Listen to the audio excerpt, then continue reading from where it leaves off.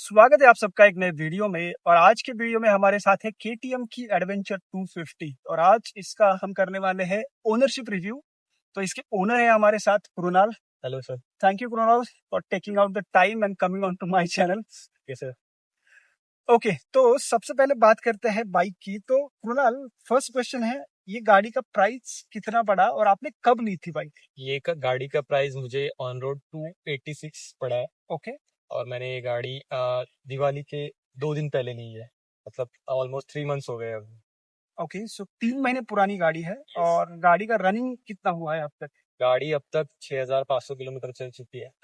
Okay मैंने इससे अभी तक एक नागपुर राइड और दूसरा एक नागपुर इंदौर और नागपुर ऐसे एक राइड कर चुका हूँ। So he has already done a long rides. मतलब 3 महीने हो गए और 6000 किलोमीटर, मतलब he is quite a rider. जो भी इंफॉर्मेशन आपको इससे मिलेगी ना, he will be sharing the honest review, क्योंकि इसने काफी एक्सपीरियंस किया है हाईवे राइड। और आप इसको सिटी में भी चलाते हो? Yes yes, it is my daily commuter bike also. Oh, तो डेली कम्यूट के लिए भी आप यूज करते यस, हो? और डेली आपका कितना ट्रैवल होता है इट्स ऑलमोस्ट 25-30 किलोमीटर। सिटी में? या हाँ। बम्पर टू बम्पर ट्रैफिक भी होता है? यस, खराड़ी का ट्रैफिक आपके पता है। ओह, दैट्स रियली गुड थिंग। सो ऐसा नहीं है कि वो सिर्फ ब्रेकफास्ट राइड्स करता है या फिर लॉन्ग टूर करता है, वो डेली यूज के लिए भी यूज करते हैं। Very nice. और ये जो गाड़ी आपने ली थी, तो आपने कोई और गाड़ी कंसिडर की थी कंपटीशन?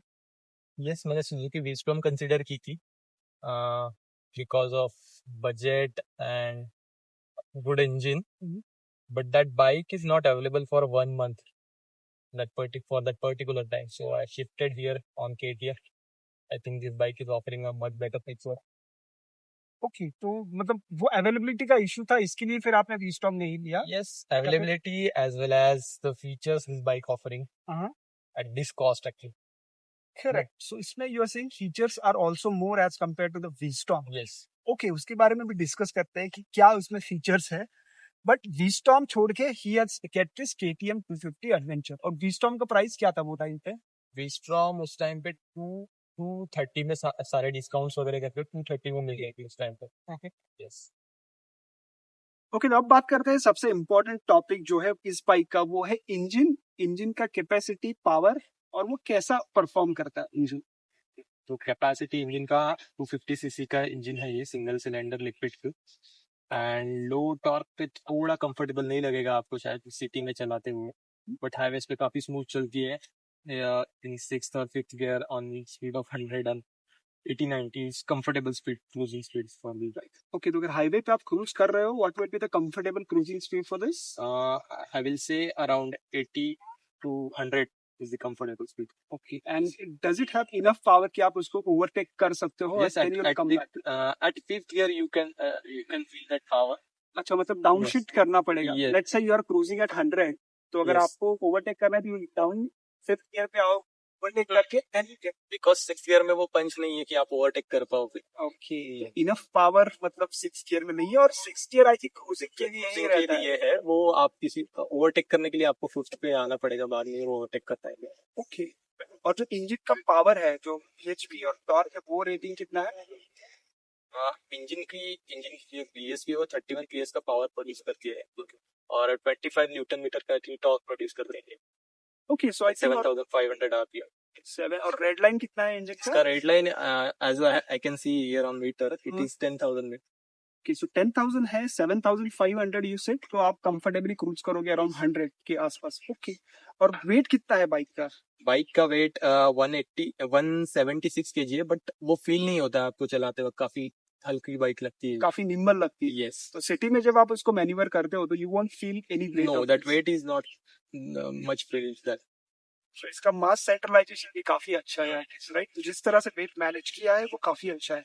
और जो गाड़ी का सीट हाइट है, वो सीट हाइट कितना है इसका? सीट हाइट इसका 825 mm है। ओके, और आपकी हाइट कितनी है? मेरी हाइट 5'10" है। ओके, तो आप इसके ऊपर बैठ के दिखाएंगे कि कितना आपका पैर जमीन तक आ रहा है? So his height is 8'10" and what I can C is आप कंफर्टेबली फ्लैट फुट कर रहे हो ना? Really nice. 825 एमएम है, बट आपकी हाइट अच्छी है तो आप आराम से इसके ऊपर फ्लैट फिट कर रहे हैं। और एक चीज जो मुझे लगती है ना, कि सस्पेंशन जो है इसका, वो थोड़ा सा आप जब बैठते हो तो आराम से नीचे बैठ जाता है, राइट? यस। तो मेरी हाइट के लिए मैं ट्राई करता हूँ। आई एम 5'7", एंड मेरी भी फ्लैट फुट तो नहीं हो रहा है, बट थोड़ा सा बच रहा है. So at 1 foot I can do flat foot. थोड़ा सा टिप तो हो रहा है, but height is quite manageable ना. 825 is really good height. Okay. अब नेक्स्ट चीज बात करते हैं बाइक के सस्पेंशन की. तो अभी एडवेंचर बाइक लिया है, तो आई थिंक सस्पेंशन लेने का एक मेन रीजन है कि सस्पेंशन आपको Yes. क्लच चाहिए. स्पेसिफिकेशन क्या है और कैसा चलती है गाड़ी? सामने का सस्पेंशन तो काफी अच्छा है, मतलब 210 mm का उसका ट्रैवल है और नीचे का 200 mm का ट्रैवल है. तो suspension is all good. Stiffer if you compare with Himalayan, because this bike is more focused to off-road, so suspension is little stiff. Okay, तो स्टिफ है मतलब आगे का जो है अराउंड 205 210 आई थिंक रहेगा. बट जब आप रोड पे चलते हो तो बैड रोड्स पे Comfortable. और ऑफ रोड आपने कुछ ट्राई किया है इस पे? Yes, I have done some small off-roads अच्छा, at okay. Lonavala. So I don't feel it's a very good for off-roading also. This bike, Correct. you can comfortably do your off-roading. Okay, तो suspension is very plush. Okay, और एक चीज doubt रहता है ना कि अगर सस्पेंशन सिटी में अच्छा परफॉर्म कर रहा है या फिर बैड रोड्स को अच्छा ले रहा है, तो क्या हाईवे पे वो आपको नर्वस फील कराता है? नो, जो छोटे बम्प्स होते हैं ना, हाँ. उसमें शायद आपको लग सकता है कि सस्पेंशन उतना अच्छा काम नहीं कर रहा है, बट जो ज्यादा बड़े बम्प्स है उस पर ज्यादा अच्छे से काम कर रहा है सस्पेंशन. मुझे ऐसी पर्सनली फील हुआ. Okay, that's very unique Yes. Characteristic. तो मतलब बड़े बम्प्स इजीली आप सब करते थे. एक चीज मैं मतलब I am just out of curiosity I am asking, when you switch from tarmac road और जो सीमेंट का रोड होता है, तो टारमैक और सीमेंट में जब आप गाड़ी स्विच करते हो तो सीमेंट वाले रोड पे एकदम बम्पी रहता है. मतलब मेरी इस पे तो बहुत मुझे Yes. फील होता है. आपको वो फील होता है कि गाड़ी थोड़ा ऊपर नीचे हो रही है सीमेंट रोड पे. करेक्ट. और जो टारमैक रोड है उस पे काफी स्मूथ चलती है. एक्चुअली अभी मैं 2400 किलोमीटर की राइड करके आया हूँ, तो मुझे वो काफी दोनों टाइप के रोड्स मिले हैं, तो मुझे लगता है वो टारमैक रोड पे ज्यादा अच्छी चलती है. अच्छी चलती है, बट सस्पेंशन आपको डेफिनेटली हेल्प करता होगा. यस, डेफिनेटली सस्पेंशन फील तो नहीं होता. यस.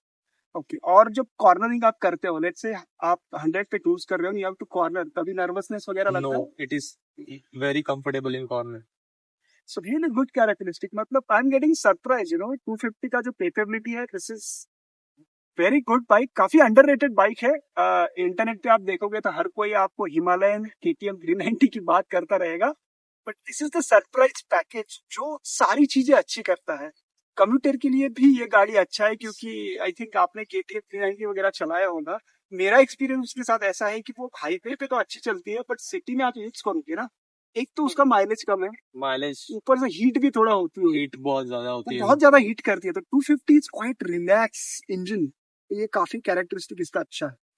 ओके, नेक्स्ट बात करते हैं आपका जो गियर शिफ्ट है और जो क्लच है उसके बारे में. क्लच कैसा चलता है? कंफर्टेबल क्लच काफी स्मूथ है. गियर शिफ्टिंग उतना फील नहीं होता कि आप गियर शिफ्ट कर रहे हो. एट हायर स्पीड तो बिल्कुल फील नहीं होता. और जो क्विक शिफ्टर है इसका, वो काफी मक्खन जैसी स्मूथ है. आपने भी अभी चलाई होगी, तो आप क्विक शिफ्टर एक बार यूज करके देखिए, you will feel that smoothness of quick shifter. तो मतलब हाईवे पे आप सट गियर डाल के निकल सकते हो. I don't use clutch anymore on highway. It is added convenience है थोड़ा सा, राइट? क्लच आपको दबाने की जरूरत थी. तो ये जो क्विक शिफ्टर है, ये मतलब बाई डायरेक्शनल है या single directional? It is by directional. You can shift up shift eight above 5000 RPM. Okay, and down shift you can do it any. Oh, really nice. तो ये बाई डायरेक्शनल है, added convenience है. जिसने experience नहीं किया, I think you should definitely experience this feature. Highway पे you definitely appreciate this. तो clutch का क्वालिटी जो है वो एकदम ये है. गियर शिफ्ट की क्वालिटी भी काफी अच्छी है. अब आते हैं ब्रेकिंग डिपार्टमेंट में. तो how does this brake performs? Braking is very good. I have took a very good experience of braking. As I have mentioned, I have told you before some time कि एक बंदा अचानक से मेरे सामने आ गया था. मेरे फेस पर लाइट पड़ रही थी उस टाइम पे. वो ब्लैक जैकेट पहन के आ गया था रोड पर. तो उस टाइम पे शायद वो 10 फीट पे दिखा था मुझे, बट इवन वो डिस्टेंस पे भी मैंने गाड़ी कंट्रोल कर ली because of braking. Braking is very good. Marks for braking. Yes, that's really good है ना, क्योंकि मतलब जितना मेरा एक्सपीरियंस है, आई थिंक हाई स्पीड एक पार्ट है, गाड़ी का कंट्रोल थोड़ा और ज्यादा अच्छा होना चाहिए. 0 to 100 कैसे जाती है वो बहुत लोग बात करते हैं, बट कोई बात नहीं करता है कि 100 to 0 कैसे आती है. एग्जैक्टली. तो 100 to 0 के लिए ये बहुत अच्छी ब्रेकिंग है. That's really good quality, right? I'm getting impressed, guys. KTM 250 has done some serious job in this. The braking is really good. Okay. Next बात करते हैं टैंक की कैपेसिटी और सबसे इम्पोर्टेंट चीज माइलेज। टैंक की कैपेसिटी इसकी 14.5 लीटर की है। That's huge. Yes, city mileage bumper to bumper traffic में 28 का देती है। यस, और हाईवे पे अगर आप सिंगल सीट हो विदाउट पिलियन राइड कर रहे हो तो 35 का माइलेज होगा हाईवे। और बहुत अच्छी चला रहे हो आप, बहुत ही अच्छी, मतलब कंटिन्यू एक कांस्टेंट स्पीड पे। तो मैंने एक बार लोनावाला जाते हुए 40 का भी माइलेज निकाला है। बहुत ही अच्छी चलाना पड़ता है इसमें, मतलब 70 फिफ्थ गियर 6 गियर पे 70 की स्पीड अगर कॉन्स्टेंटली मेंटेन करते हैं तो उससे भी ज्यादा माइलेज देती है। ओके, सो आई थिंक काफी सारी चीजें राइडर के स्टाइल पे डिपेंड करता बस है, और आपने तो काफी टेस्टिंग कैरी रखी है, हम्म। मतलब सिटी में यूज किया है, हाईवे किया, हाईवे एकदम आराम से किया। So are you satisfied with the mileage? Yes, and definitely 250cc bike with this power. So 35 is a good mileage, I think. Excellent. Yes, 35 is really good number, of course. अब बात करते हैं गाड़ी के फीचर्स के बारे में। तो गाड़ी में आपको क्या क्या फीचर्स मिलते हैं? सो गाड़ी में इलेक्ट्रॉनिक्स की बात कर रही है तो डिजिटल डिस्प्ले मिल जाता है टोटली, और राइड बाय वायर है। उसके बाद एक ऑफ रोड मोड आता है, बस एक ही है इसमें। तो इसमें मतलब एक स्टैंडर्ड रोड मोड और दूसरा ऑफ रोड, ऐसे ऑफ-रोड दो मोड है। यस, 2 मोड है। Okay, yes. और इसमें कोई बाकी ट्रैक्शन कंट्रोल वगैरह दिया है? नहीं, ट्रैक्शन कंट्रोल 250 में नहीं है, आपको एक्स वर्जन से 390 एक्स वर्जन से मिलता है। तो अब बात करते हैं गाड़ी के डिस्प्ले के बारे में। तो डिस्प्ले में आपको क्या क्या फीचर मिलते हैं और इसकी विजिबिलिटी कैसी है? सबसे पहले डिस्प्ले की विजिबिलिटी काफी ब्राइट है, अच्छे सनलाइट में भी काफी अच्छी विजिबिलिटी प्रोवाइड करता है। और डिस्प्ले की पोजीशन जो है वो भी मुझे काफी अच्छी लगी पर्सनली मेरे हाइट के लिए, क्योंकि वो काफी अपराइट है। तो विथ हेलमेट भी डिस्प्ले अच्छी तरह से दिख जाता है, मतलब। ओके, तो इसकी पोजीशनिंग बहुत अच्छी है। Yes yes. ओके, और इसमें बाकी कनेक्टिविटी फीचर्स वगैरह कुछ आते हैं? बाकी कनेक्टिविटी फीचर्स में आपको turn by turn Bluetooth connectivity मिल जाती है, जिसमें आप आपके कॉल्स वगैरह हैंडल कर सकते हो, म्यूजिक कंट्रोल कर सकते हो। तो ये कनेक्टिविटी में बेसिक फीचर्स है इसमें फिलहाल। तो और जो टर्न बाय टर्न नेविगेशन है वो Yes, map turn mirroring by है टर्न या फिर? मैप नहीं है, टर्न बाय टर्न नेविगेशन है, जो आप केटीएम कनेक्ट किया आपके साथ कनेक्ट करके वो आप यूज कर सकते हो। ओके, यस और इसके थीम वगैरह कुछ चेंज यस। होते हैं? डिस्प्ले में राइडिंग मोड्स में इसमें 2 राइडिंग्स मोड है। ओके, एक डिस्प्ले मोड की बात करते हैं पहले, तो डिस्प्ले में एक स्टैंडर्ड और रिड्यूस 2 मोड है। ओके, ठीक है, तो रिड्यूस में आपको सिर्फ स्पीड और आरपीएम ही दिखेगा, बाकी स्टैंडर्ड्स में तो आपको काफी इंफॉर्मेशन दिखती है डिस्प्ले पे। ओके। राइडिंग मोड्स जो है वो? राइडिंग मोड्स इसमें नॉर्मल रोड मोड जो जिसमें हम चलते हैं नॉर्मली, और एक ऑफ रोड मोड है जिसमें आपका रियर एबीएस ऑफ हो जाता है बेसिकली। Okay, Yes. 2 मोड्स भी आपको कनेक्टिविटी Yes. इसके मिल जाएंगे। और एक और काफी कूल फीचर है जो मुझे लगा यहाँ पे, हाँ, ये वाला। तो इसमें आपका टैंक अगर रिजर्व पे है तो ये टैंक येलो दिखता है, या फिर आपका टेम्परेचर वगैरह हीट, गाड़ी बहुत ज्यादा हीट हो गई तो ये रेड, येलो और ऑरेंज चेंज होता है ये रेडिएटर। और बैटरी डाउन है तो आपका बैटरी भी येलो रेड पे दिखता है यहाँ पे। That's really cool Yes. Feature, मतलब अगर कोई इशू आगे आने वाला हो तो इसको पहले ही आपको अलर्ट Yes. मिल जाएगा, राइट? और इसका जो फ्यूल टैंक का ये है फ्यूल गेज, वो एक्यूरेट है क्या? यस, फ्यूल गेज एक्यूरेट है। अब अगर कांस्टेंट स्पीड पे चलते हो तो वो एक्यूरेसी आने के लिए थोड़े कांस्टेंट स्पीड पे चलना पड़ता है पहले, तो फ्यूल गेज उसके बाद एक्यूरेसी का वो एक्यूरेट ये दिखाता है। ओके, अब बात करते हैं सबसे इम्पोर्टेंट चीज। भाई फीचर्स तो मिल गए, but what about the build quality? बहुत सारे लोगों को लगता है ना कि केटीएम के जो पैनल वगैरह दिए हैं वो इतनी हाई क्वालिटी के नहीं दी। आपका क्या एक्सपीरियंस है इसके बारे बिल्ड क्वालिटी की बात करें तो मुझे बहुत ज्यादा एट दिस प्राइस पॉइंट मतलब खराब तो नहीं है एक्चुअली बिल्ड क्वालिटी का। हाँ, जस्ट मुझे ये पैनल से एक प्रॉब्लम है कि यहाँ पे ना डस्ट होता है, में? एक्यूमुलेट होता है। यस, ये both side, on both side specifically and this spot. But ये तो व्हाइट कलर इसके लिए फिर ज्यादा आपको दिखता होगा, राइट? Yes, और यहाँ पे आपके मतलब पैर टच होते हैं यहाँ पे, right? Yes yes. Okay, okay. And what about other parts, मतलब ओवरऑल गाड़ी की बिल्ड क्वालिटी कैसी? बिल्ड क्वालिटी अगर स्विच गियर्स की वगैरह बात करें तो काफी प्रीमियम स्विच गियर है। आपको पता ही होगा, आपने अगर केटीएम यूज किया है तो काफी अच्छे स्विच गियर्स देती है केटीएम। और ये बैकलिट है स्विचेस? यस, ये स्विचेस बैकलाइट है, तो आपको अगर नाइट में राइड कर रहे हो तो वो स्विचेस काफी अच्छे तरह से यूजेबल होंगी। ओके, और बाकी पैनल गैप वगैरह गाड़ी में सब जगह कंसिस्टेंट है? ऐसा कुछ अनइवन पैनल गैप वगैरह ऐसा कुछ लगता है? नहीं, पैनल गैप्स तो मुझे लगे नहीं अभी तक। So this is top notch we can say, right? Yes. और जो हेडलाइट का परफॉर्मेंस है, आप हाईवे पे राइड किया है तो हेडलाइट Yes. क्या एडेक्वेट है हाईवे राइड करने की? यस, हेडलाइट एडिक्वेट है हाईवे राइड्स पे। काफी अच्छी विजिबिलिटी भी प्रोवाइड कर देते हैं वो। बस अगर आपको एक हाई बीम की लाइट सामने से आ रही है आप पर, तो आपको फॉग लाइट्स की जरूरत पड़ सकती है उसकी इसमें। बाकी हेडलाइट का परफॉर्मेंस अच्छा है। अच्छा, तो पिच Yes. डार्क में आपने गाड़ी चलाया है, वहां पे Yes, भी yes. विजिबिलिटी काफी अच्छी है। काफी अच्छी विजिबिलिटी है। So काफी ये वाइड व्यू कवर करते हैं हेडलाइट, और ऊपर में भी काफी अच्छा व्यू देता है। ओके, तो अपर डिपर दोनों मतलब दोनों। काफी अच्छा है, yes. Which is a good part. अब बात करते हैं वन इम्पोर्टेंट क्वेश्चन, इसका सर्विस इंटरवल कितना है? आपकी सर्विस हुई है क्या कोई गाड़ी की? और जो सर्विस सेंटर का एक्सपीरियंस है उसके बारे में। ओके, तो इसका सर्विस इंटरवल जो है, तो फर्स्ट सर्विस इसकी 1000 किलोमीटर पे है, जिसमें आपको ऑयल चेंज और बेसिक चेक होते हैं। और सेकंड सर्विस इसकी आफ्टर 6000, नेक्स्ट 6500 किलोमीटर। तो इंटरवल जो है वो 6000 किलोमीटर। Yes, 6500 kilometre. 6500। ड्यूरेशन कितना है इसका? 1 ईयर और 6000। ओके, और आपकी फर्स्ट सर्विस हुई है इसकी? यस, फर्स्ट सर्विस मेरी फर्स्ट सर्विस थर्ड दिन में आप तो जिस तरह से राइड करते हो इट इज एक्सपेक्टेड। यस। और इसका कॉस्ट कितना आया था? फर्स्ट सर्विस का जो कॉस्ट था तो वो 1500, 500।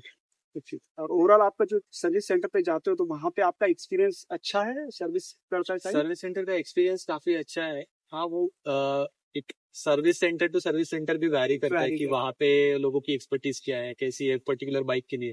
जैसे नागपुर सर्विस सेंटर में ज्यादा एडवेंचर बाइक्स नहीं दिखेंगी, वहाँ पे ड्यूक्स वगैरह ज्यादा दिखते, जहाँ पे मैंने मेरी पहली सर्विस की थी। तो और पुणे में काफी एडवेंचर बाइक्स यूज होती है, तो ये इस पर्टिकुलर बाइक के लिए पुणे में काफी अच्छा एक्सपीरियंस है। और कोई निगेटिव पॉइंट आपको लगता है कि जो इम्प्रूव किया जा सकता है इसमें?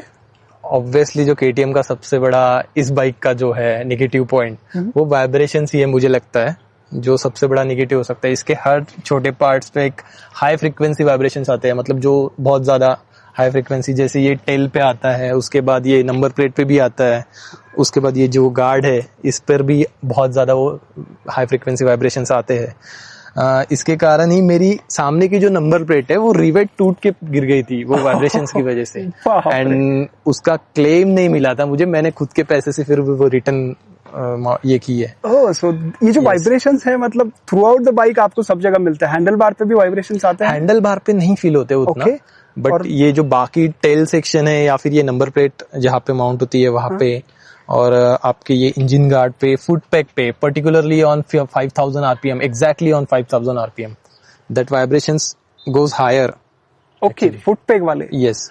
तो जो आपका क्रूजिंग स्पीड है लेट्स से 100, तो 100 पे वाइब्रेशंस आते हैं या वहां पे एकदम वाइब्रेशन मिनिमम होते हैं? वाइब्रेशन 100 पे नहीं है, वो 5000 आरपीएम, मतलब आपकी जो स्पीड है अगर 70-80 फोर्थ गियर, उस टाइम पे बहुत ज्यादा वाइब्रेशन। और जो सिटी स्पीड है अपना 30-40 का, उस पे वाइब्रेशंस आते हैं या उसमें नहीं? ये पर्टिकुलरली ना 5000 आरपीएम पे आते हैं। I get it. यस। तो मतलब आप जो बोल रहे हो ना, आई थिंक ये कैरेक्टर बहुत सारे लोगों ने मेंशन भी किया है ना, 390 का भी 250 का सिमिलर है। सेम इशू है 5000। If you go like 60, 70, 80 you will get the vibration. After 80 you cross 5000 वाला मार्क क्रॉस कर दिया, उसके बाद गाड़ी एकदम साइलेंट चलती है। तो हाईवे स्पीड पे ना 100, 120 का जो जोन है इन सारी गाड़ियों का, एकदम फर्स्ट फ्री, एकदम निर्वाणा वाला जोन है, उस पे आप चलाओ। कम होता है तो आपको वाइब्रेशन आएगा। तो yes, if you are considering purchasing this bike, vibration could be a concern. आपको टेस्ट ड्राइव लेके चेक करना पड़ेगा, are you comfortable with that? अभी आपके जो 3 महीने में कभी कोई ऐसा इशू आया है जिसकी वजह से आपको लगा हो कि यार ये इशू आना नहीं चाहिए था, या फिर बैड एक्सपीरियंस हो? हाँ, बिल्कुल। एक इशू जो आया था मुझे 3 महीने में नहीं, काफी पहले रिसेंटली में ही आ गया था। वो इशू ऐसे था कि जब मैंने न्यू बाइक ली थी तो कुछ दिनों बाद बाइक सेल्फ स्टार्ट लेना, मतलब प्रॉपरली सेल्फ स्टार्ट नहीं लेती थी, कभी चालू होती थी कभी नहीं होती थी। तो वो इशू मैंने नागपुर के सर्विस सेंटर में दिखाया। जब मैं नागपुर गया था, मैंने सेकंड डे पे मैं नागपुर के लिए निकल गया था बाइक लेने के बाद। तो नागपुर के वो बोले कि आपकी इसमें बैटरी शायद डाउन है या फिर बैटरी खराब लगी है आपकी इसमें, तो आप बैटरी रिप्लेसमेंट के लिए अप्लाई कर लीजिए। तो वो एक्चुअल में जब मैंने पुणे सर्विस सेंटर में दिखाया, लुल्ला नगर से जहाँ से मैंने गाड़ी ली, तो उन्होंने वो इशू तुरंत सॉल्व कर दिया। उन्होंने जस्ट चेक किया सेल्फ मार के कि बैटरी का पॉइंट लूज, वो बस उन्होंने टाइट कर दिया। उसके कारण मुझे काफी डिफिकल्टीज फेस करनी पड़ी थी during my Nagpur to Pune rides.